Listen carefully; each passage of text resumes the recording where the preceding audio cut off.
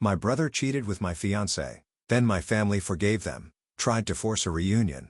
So I cut them off. And what I did next shattered them. Growing up in a small town outside Milwaukee, I always thought my family was my foundation. We weren't the type of people to leave things unsaid or go months without speaking. My brother Dylan and I were close in that competitive two boys under one roof kind of way. He was a year younger than me, and we'd always been compared to each other.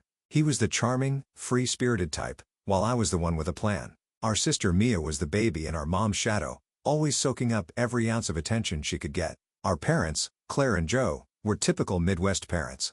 Mom ran the household with an iron will and Dad was the type to crack jokes and grill steaks like it was his personal hobby. I thought I had it all figured out: a stable family, siblings I could trust, and a fiancée who I believed was my soulmate. Emma came into my life during a group project in my junior year at the University of Wisconsin-Madison. She had this magnetic energy about her that made you want to be in her orbit. She was ambitious, confident, and ridiculously attractive. I fell for her fast. By the end of the semester, we were a couple. It felt like a whirlwind, but I didn't question it because it seemed perfect. I imagined our future together: careers, kids, everything. In November, I proposed to her. It wasn't some grand gesture, just the two of us on a crisp autumn evening. She said yes, and we started planning our wedding for the following summer. It felt like the beginning of the life I'd always dreamed of, and then it all imploded. In March, I had a random slow Friday at work. I decided to surprise Emma with her favorite takeout and spend the evening together. When I walked into our apartment, everything felt off. Her shoes were by the door, but the place was eerily quiet except for faint laughter coming from the bedroom. My stomach tightened. Something felt wrong, but I brushed it off thinking maybe she was watching a funny video or on the phone with a friend. When I opened the bedroom door, my world shattered. There they were, Emma and Dylan tangled up in bed. Emma was wearing the oversized t-shirt I had given her for Valentine's Day. The one with the cheesy heart print. It wasn't hard to put two and two together. They froze, both of them looking like deer in headlights. It's funny how silence can say so much. The air in the room felt heavy, suffocating. Dylan, my own brother, had the audacity to say, "It's not what it looks like." I stared at him, almost laughing at the ridiculousness of it. Emma didn't say a word, just scrambled to cover herself with the blanket, like it would erase what I'd just seen. I didn't yell. I didn't ask questions. What was the point? The evidence was right in front of me. I looked at Emma and said, "Pack your stuff and get out." My voice was calm, steady. I wasn't about to give them the satisfaction of seeing me lose it. Dylan tried to speak something about how it just happened, but I cut him off. "You're dead to me," I said. I wasn't interested in hearing his excuses or fake remorse. There's no "it just happened" when it comes to sleeping with your brother's fiancée. I walked out. I didn't wait for an explanation or a pathetic apology. I grabbed my keys and drove to a friend's house that night. As I stared at the ceiling, the reality of it all sank in. My fiancée, the woman I planned to marry, and my brother, someone I trusted, had betrayed me in the worst way possible. It wasn't just about the cheating. It was the fact that they both actively chosen to destroy something I valued so deeply. The day after I caught Emma and Dylan, I didn't think things could get worse. But of course, they did. While I was at work, Emma moved out of the apartment. I'd already told her to pack her stuff and leave, so I figured that was the end of it. But when I came home that evening, there was a note on the counter, sitting right where we used to keep a framed picture of us. It was short, but not sweet. She wrote that she fell in love with Dylan and never meant to hurt me, followed by some garbage about hoping I could find it in my heart to forgive them. She had the nerve to finish the note with, "I hope you can still be happy for us one day." Happy for them? I wanted to laugh, but it wasn't funny. It was infuriating. I crumpled the note and tossed it in the trash. There was nothing left to say to her. The apartment felt eerily quiet without her stuff, but I didn't care. I wanted her out of my life as fast as possible, and now she was. My family found out what happened within a few days. I didn't tell them. I'm guessing Emma or Dylan spilled the beans. My mom, Claire, called me immediately. She was furious not at me, but at Dylan. She kept saying how she couldn't believe her own son would betray me like that. "He's not welcome here," she said over and over again. At first, it felt good to have her on my side, but I wasn't naive enough to think it would last. My mom's loyalty has always been conditional. She's the type who prides herself on keeping the family together even if it means sweeping massive betrayals under the rug. I figured it was only a matter of time before she started defending Dylan. My dad, Joe, was a different story. When I finally answered one of his calls, he didn't say much. He just sighed and said, "Well, I guess things like this happen sometimes." I couldn't believe it. He wasn't angry, upset, or even surprised. He treated it like Dylan spilling coffee on my shirt instead of nuking my relationship and my trust in him. Mia, My younger sister tried to be supportive, but I could tell she was conflicted. She called to check on me and say she couldn't believe what Dylan and Emma did, but there was always hesitation in her voice. She was caught between me and the rest of the family, and it was obvious. For weeks, I ignored most of their calls. I didn't have the energy to rehash what happened or hear excuses about why I should let it go. Instead, I threw myself into work. It was the only thing keeping me sane. My boss, Kevin, noticed I was putting in extra hours and asked if everything was okay. I didn't tell him the full story, but I admitted I was dealing with some personal stuff. That's when he mentioned the Indianapolis office. Apparently, they've been struggling to find someone to lead the team there, and Kevin thought I'd be a perfect fit.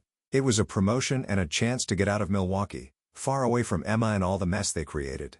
I didn't hesitate. I told him I was interested. When I told my parents about the relocation, my dad just said, "Good for you. A fresh start might be what you need." My mom, on the other hand, acted like I'd announced I was moving to Mars.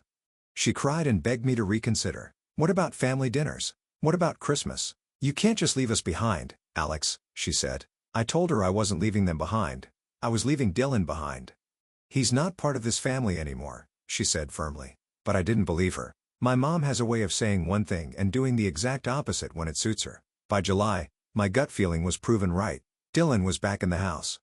My mom called me one evening, casually dropping that they decided to let him come home for a while because he had nowhere else to go. She acted like it was no big deal, like she wasn't inviting the person who had betrayed me into her home while still expecting me to show up for Sunday dinners. I didn't even try to hide my anger. I told her it was a slap in the face that she was choosing him over me. She tried to justify it, saying, "He's still my son. I can't turn him away." I snapped back, "Well, he's not my brother anymore and I don't want anything to do with him." That's when she started her family unity campaign. She went on and on about how we needed to heal and move forward as a family.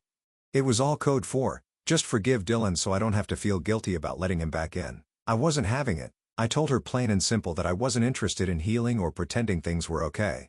"If you want unity, then maybe stop rewarding the person who blew everything apart," I said before hanging up. After that, I kept my distance.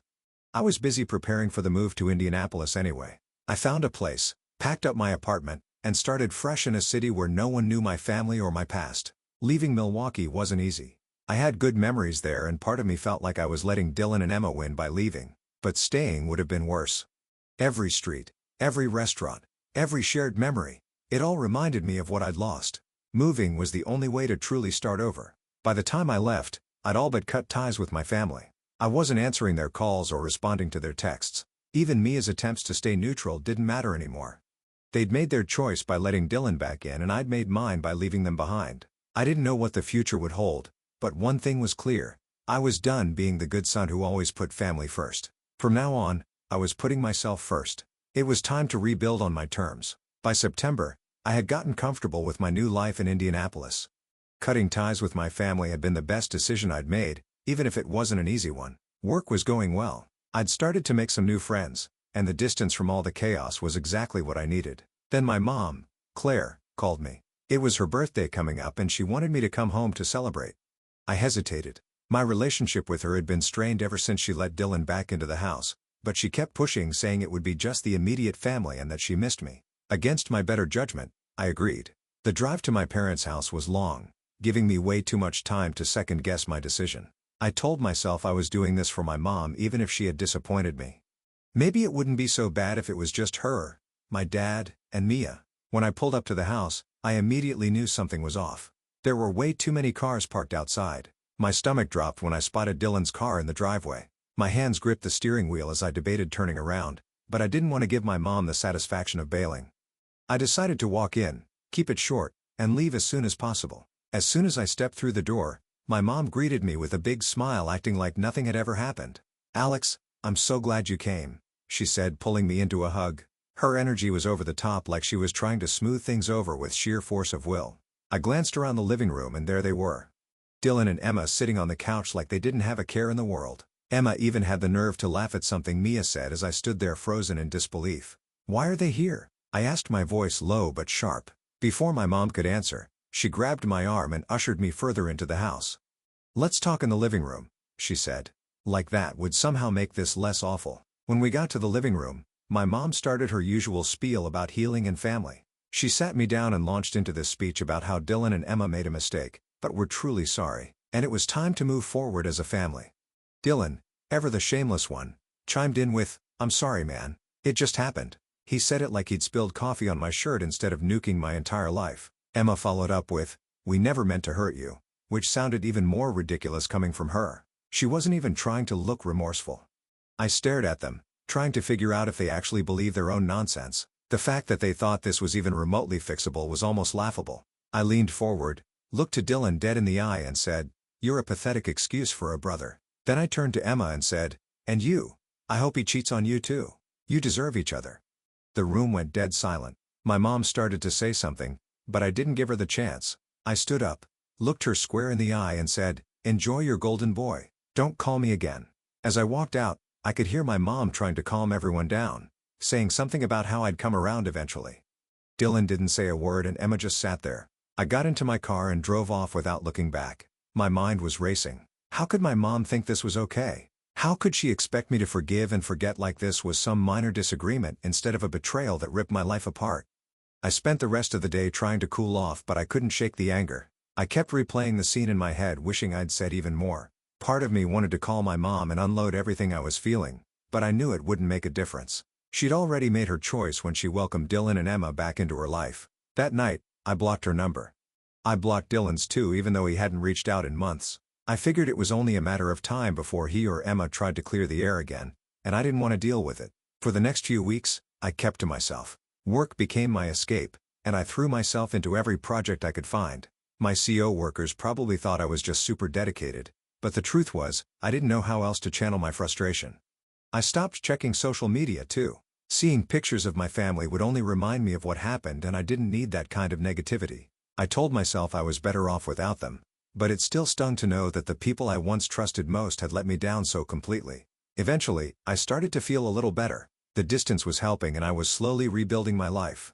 I told myself that I didn't need them, that I could create my own version of family with people who actually cared about me. But deep down, I knew this wasn't over. My mom wasn't the type to give up easily, and I had a feeling she'd find another way to drag me back into the drama. For now though, I was content to keep my distance and focus on myself. Let them have their family unity.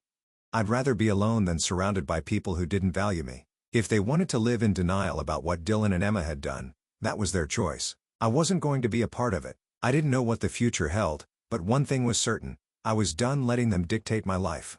From now on, I was living on my own terms.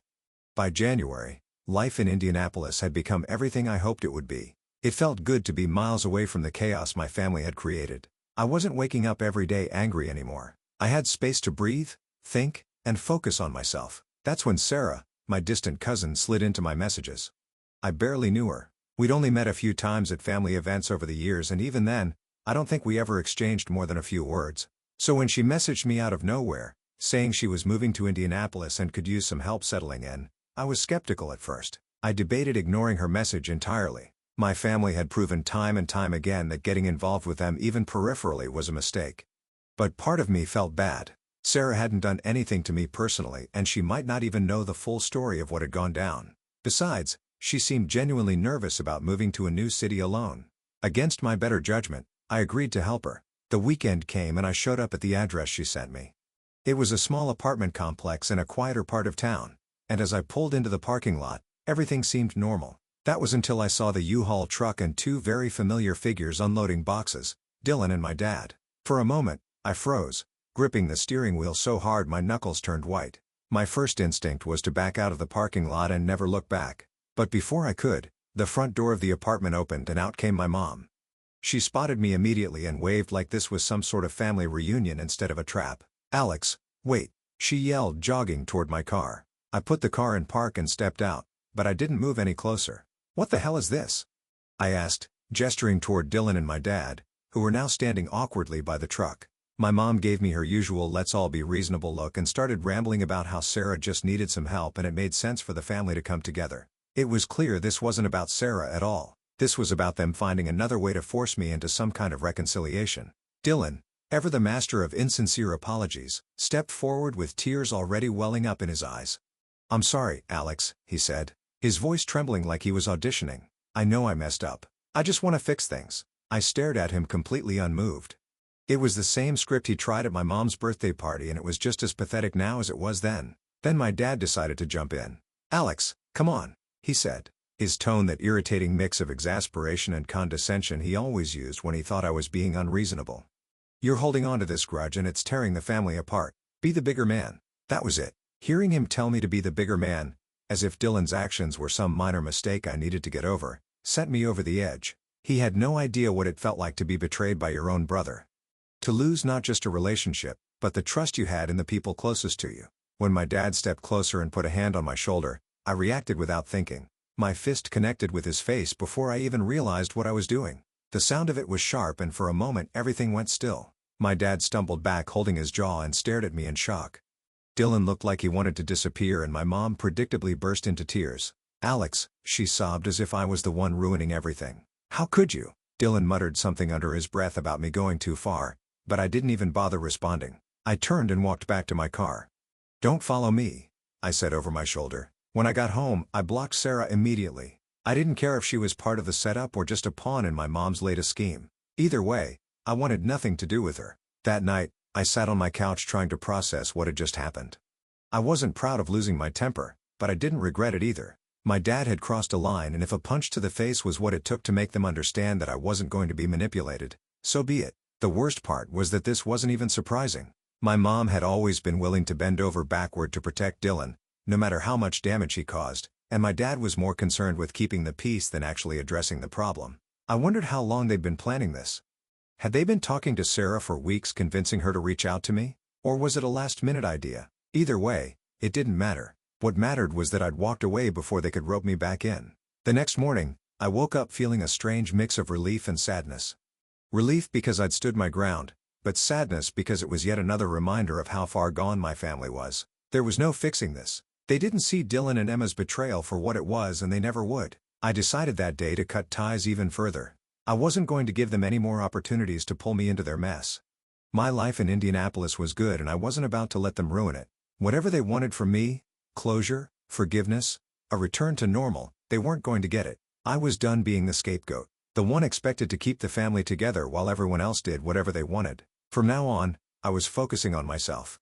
They could keep their fake apologies and forced family unity. I didn't need any of it. By December, I was in a much better place emotionally and mentally. Life in Indianapolis was steady, and I had started dating Hannah, a 24-year-old woman who quickly became my rock. She was everything I needed. Kind, funny, supportive, and most importantly, she respected my boundaries. She knew about the mess with my family and never once pressured me to reconnect. Hannah's family lived in Chicago, and she invited me to spend Christmas with them. It was the first time in years that I was genuinely looking forward to the holidays. Her parents were warm and welcoming. Her siblings were great, and there was none of the tension and drama that had plagued my family gatherings for as long as I could remember. A week before Christmas, though, I got a letter in the mail. I almost ignored it because I didn't recognize the handwriting. When I opened it, my stomach dropped. It was from my mom. She wrote that Dylan and Emma had gotten married and that my parents were now separated. She didn't go into detail about why, but she kept emphasizing how much the family needed me this Christmas. She begged me to come home, saying it could be a chance to heal and to move forward. I read the letter twice, trying to figure out what she was really asking for. Was this about me, or was it just another attempt to fix the mess Dylan had created? The mention of their marriage made me sick to my stomach. It felt like a slap in the face, a reminder that they had moved on without a shred of remorse for what they'd done. When I showed the letter to Hannah, she suggested I let it go. "You don't owe them anything," she said gently. "If it's just going to hurt you, there's no reason to put yourself through that." She was right, of course, but a small part of me still felt guilty. Not for cutting them off, but for the fact that I couldn't shake the sense of obligation my mom always tried to instill in me. In the end, I decided to spend Christmas with Hannah's family. They lived in a cozy house in the suburbs of Chicago, and as soon as we arrived, I knew I had made the right choice. Her parents greeted me with hugs, and her mom immediately started fussing over whether I liked hot chocolate or mulled cider better. It was simple and wholesome in a way I hadn't experienced in years. We spent Christmas Eve decorating the tree, baking cookies, and playing board games. It was the kind of holiday I'd always wanted, but never really had.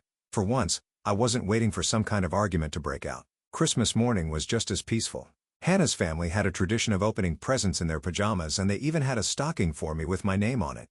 It was thoughtful, simple, and made me feel like I belonged. But even in the middle of all that warmth and happiness, the thought of my family lingered in the back of my mind. I couldn't help but wonder what they were doing. Was my mom sitting alone in the house? Was my dad celebrating it all? Were Dylan and Emma playing happy couple while the rest of them pretended everything was fine? I pushed the thoughts aside and focused on the moment. I wasn't going to let their drama ruin this for me. In January, just as I was settling back into my routine, I got an email from Mia. I hadn't heard from her in months, so seeing her name in my inbox was a surprise. Against my better judgment, I opened it. Mia wrote that my dad was now living in a motel and that Dylan and Emma were struggling financially. She didn't go into too much detail, but she hinted that Dylan's work situation wasn't stable and that Emma was apparently unhappy in their marriage. I stared at the screen trying to figure out why Mia thought I needed to know any of this. Was she looking for sympathy?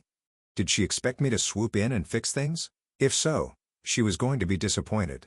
I didn't respond to the email. What was I supposed to say? Sorry to hear that, but it's not my problem. I wasn't going to get dragged back into their mess no matter how bad things got for them. They had made their choices and now they had to live with the consequences. Still, a part of me felt vindicated. They were struggling, and while I didn't take pleasure in their suffering, I couldn't help but feel like it was karma catching up to them. Dylan and Emma had destroyed my life, and now their perfect little bubble was starting to crack. Hannah noticed I was quieter than usual that evening and asked if everything was okay. I told her about the email and she just nodded, her expression soft but firm. "You've done the hard work of moving on," she said. "Don't let them pull you back in." She was right. I had spent too much time rebuilding my life to let their problems derail me now. Whatever was happening with my family wasn't my responsibility anymore. The next morning, I deleted Mia's email and blocked her address. It wasn't easy, but it was necessary. I wasn't going to let them use guilt or pity to worm their way back into my life. That Christmas with Hannah's family felt like a turning point. For the first time, I realized what it meant to be truly free of the toxicity I had grown up with. I didn't need my family's approval or their validation. I had found people who cared about me for who I was, not for what I could do for them. The chaos of my past wasn't going to define me anymore. I had built a new life and I wasn't looking back. By June, I was feeling good about how far I'd come. My life in Indianapolis was stable. My relationship with Hannah was growing stronger every day and my family was nothing but a distant memory. I had blocked them all, ignored every half-hearted attempt to reach out, and focused entirely on myself. But of course, they weren't done with me. One Saturday morning, I was getting ready to head out for a run when I heard a knock at my door. I wasn't expecting anyone, and when I looked through the peephole, I froze. It was Mia. I hadn't seen her in over a year and for a split second, I considered pretending I wasn't home. But eventually, I opened the door and she immediately started crying. "Alex, I'm so sorry," she said, stepping into the hallway before I could invite her in. "I should have stood up for you more. I should have done more." Her words caught me off guard. For so long, Mia had been this passive presence in my life. Someone who never outright hurt me, but never really defended me either. Hearing her take responsibility was unexpected, and I wasn't sure how to respond. "I cut ties with Dylan and Emma," she continued. "And Mom, I just couldn't take it anymore." I folded my arms and leaned against the doorframe. "What do you want, Mia?" She hesitated, wiping her eyes. "I just want to talk. Dad wants to talk too. Can we meet, please?"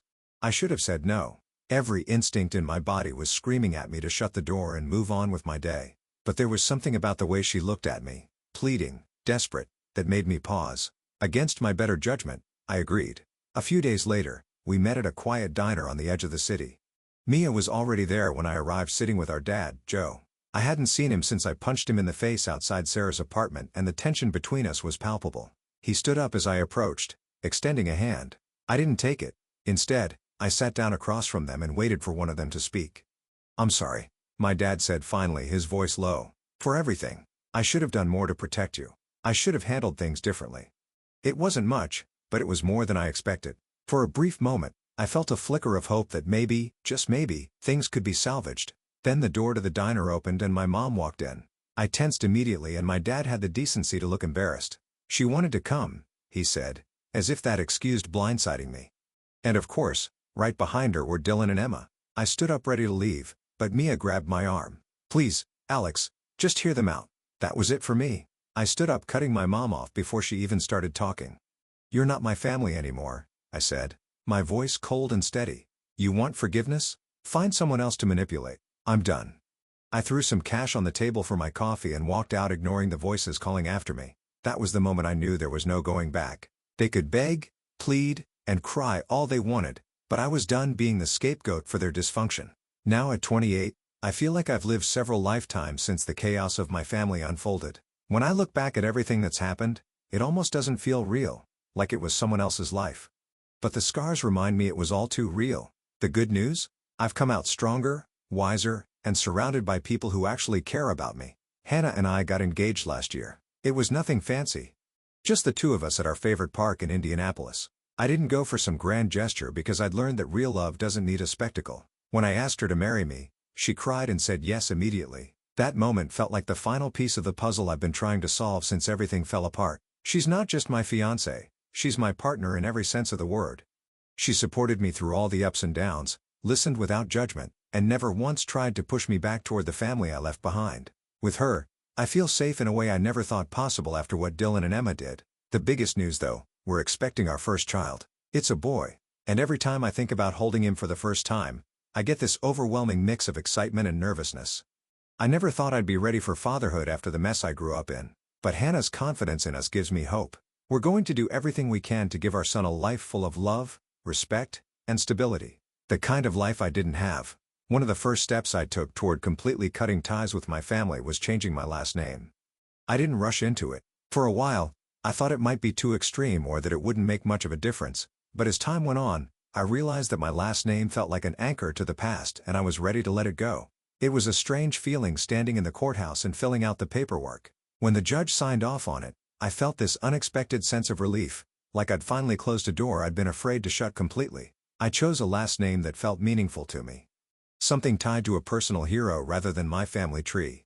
Hannah was fully supportive. She even joked that she'd take my new last name once we got married, saying, "We're starting our own legacy now." That really stuck with me. The idea of creating something new, something separate from all the pain and betrayal became my focus. I've heard bits and pieces about what's been going on with my family since I cut them off. Not because I seek it out, but because mutual acquaintances sometimes slip up and mention it. Apparently, my parents are officially separated now. My dad is living in a tiny rental on the outskirts of town, and my mom is still in the family house trying to keep up appearances. Dylan and Emma? Let's just say karma hasn't been kind to them. They're drowning in debt, and from what I hear, their marriage is on shaky ground. Emma lost her job and Dylan's work situation is far from stable. The irony isn't lost on me. After everything they did to tear me down, they're the ones struggling to keep their heads above water.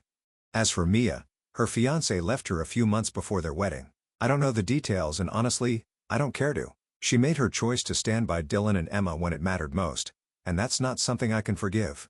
The last time I heard from any of them directly was over a year ago when my mom sent me another letter begging me to reconnect. I didn't even open it. I tossed it straight into the trash. Whatever regret they feel now is their burden to carry, not mine. One of the biggest lessons I've learned through all of this is the importance of setting boundaries. For so long, I let my family push me around, guilt me into forgiving them, and make me feel like their problems were my responsibility. Cutting them off wasn't easy. It was messy, but it was the only way to truly move forward. Sometimes, I wonder if my family ever looks back and regrets their choices. Do they think about the pain they caused? Do they realize how much they lost by betraying me? I'll probably never know, and that's okay. Their regret or lack of it doesn't matter anymore. What matters is that I finally found peace. If anyone reading this is going through something similar, let me tell you, it's not easy to walk away from toxic relationships, especially when they're family. But sometimes, it's the only way to protect your peace and create the life you deserve. You're not obligated to keep people in your life just because of shared DNA. I've learned that family isn't about blood. It's about the people who show up for you, support you, and love you unconditionally. With Hannah by my side and our little one on the way, I finally have the family I've always wanted.